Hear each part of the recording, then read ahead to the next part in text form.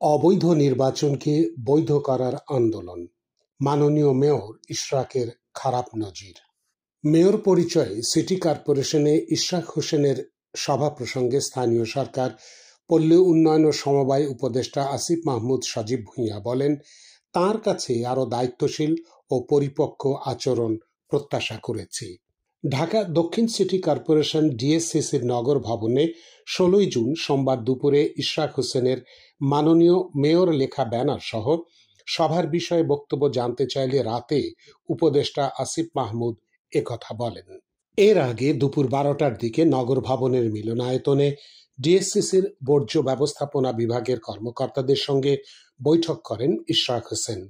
সেখানে ডেঙ্গু পরিস্থিতি মোকাবেলায় কাজ করতে কর্মকর্তা কর্মচারীদের নির্দেশ দেন তিনি। বৈঠকের ব্যানারে ইশরাক হোসেনের পদবি মেয়র লেখা ছিল। স্থানীয় সরকার উপদেষ্টা আসিফ মাহমুদ বলেন, বলা হচ্ছে ইশরাক হোসেনের পুরো বিষয়টাতে স্থানীয় সরকার বিভাগ আইন ভঙ্গ করেছে। আসলে স্থানীয় সরকার বিভাগ কোনো আইন ভঙ্গ করেনি। বিষয়টি আদালতে বিচারাধীন থাকা অবস্থায় গেজেটের মেয়াদ শেষ হয়ে যাওয়া এবং একই সঙ্গে সিটি কর্পোরেশনেরও মেয়াদ শেষ হয়ে গিয়েছিল। মেয়াদ শেষ হয়ে যাওয়ার পরে সেখানে নির্বাচন করেই নতুন একজনকে মেয়র করার সুযোগ আছে। এছাড়া শপথ পাঠ করানোর কোনো সুযোগ নেই।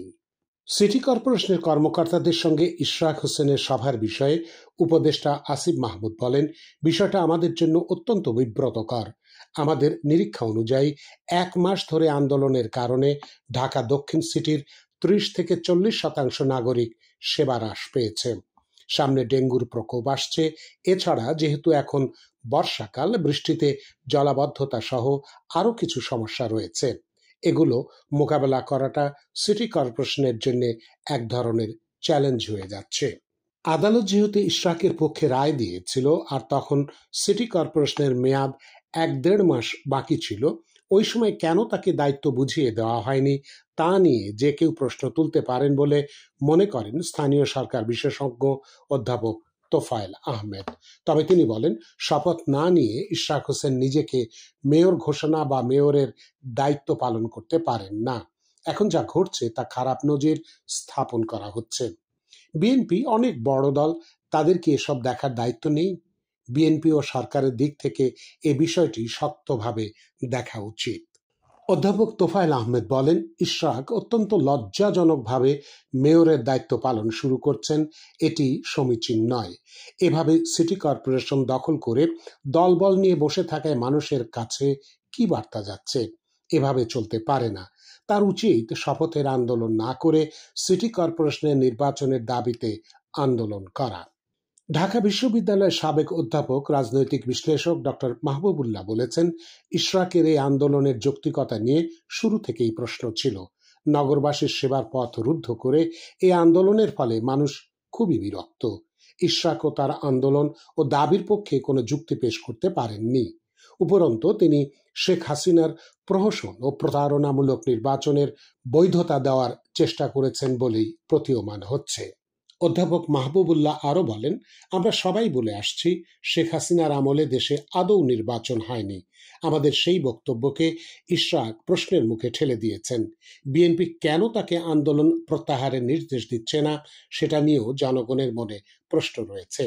সুশাসনের জন্য নাগরিক সুজনের সম্পাদক ডক্টর বদিউল আলম মজুমদার বলেন, দক্ষিণ সিটি কর্পোরেশনের ঘটনা মানুষকে চরমভাবে অতিষ্ঠ করে তুলেছে। এ ঘটনার অবসান হওয়া দরকার। সরকারকে দ্রুত করণীয় নির্ধারণ করে এর সমাপ্তি টানতে হবে। না হলে যে বিশৃঙ্খল পরিস্থিতি ইতোমধ্যে তৈরি হয়েছে তার আরও বিস্তার ঘটবে। বদিউল আলম মজুমদার বলেন, প্রয়োজন দুই পক্ষের আইনজীবীকে নিয়ে বিষয়টির সুরাহা করা। জাতীয় প্রেস ক্লাবের সাবেক সভাপতি কামাল উদ্দিন সবুজ বলেন, লন্ডনে প্রধান উপদেষ্টা ডক্টর মোহাম্মদ ইউনূস ও তারেক রহমানের মধ্যকার বৈঠকের পর দেশের মানুষের মাঝে নতুন করে আশার সঞ্চার হয়েছে। ইতোমধ্যে নির্বাচন, সংস্কার ও ফ্যাসিবাদের বিচারের বিষয়ে একটি জাতীয় ঐকমত্য তৈরি হয়েছে। এমন অবস্থায় ইশরাকের আন্দোলনের যৌক্তিকতা নিয়ে জনগণের মধ্যে প্রশ্ন তৈরি হওয়াটা বেশ স্বাভাবিক। কারণ বিএনপি যেখানে ক্ষমতায় আসছে সেখানে মেয়াদোত্তীর্ণ একটি মেয়র পদের জন্য এমন আন্দোলন কোনোভাবেই কাম্য হতে পারে না।